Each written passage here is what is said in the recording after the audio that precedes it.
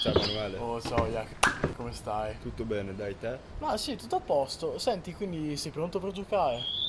Ma che razzo di gioco è? Ti spiego. C'è una plancia di gioco che ha rappresentata praticamente ogni ecosistema veneto. Poi ci sono due mazzetti di carte di animali autoctoni e alloctoni. Ed infine c'è la ruota che è essenziale per la continuazione del gioco.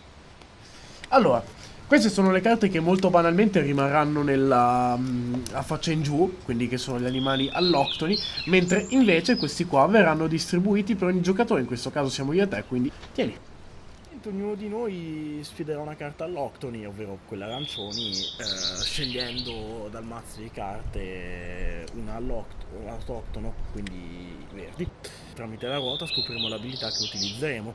Il gioco finisce quando viene svelata l'ultima carta alloctona, contando poi il numero di carte presente sulla plancia. Se ci sono più carte nostre, vinciamo noi, se ci sono più carte alloctone, perdiamo. Dai!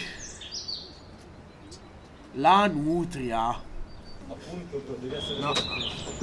Moretta tabaccata.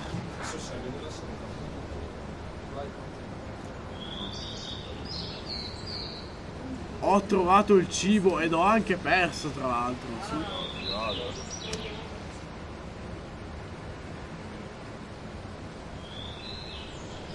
Ok.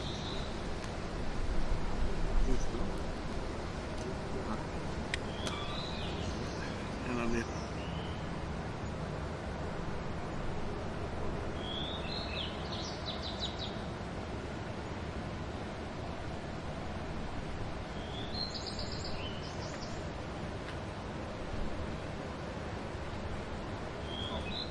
Ce l'abbiamo fatta!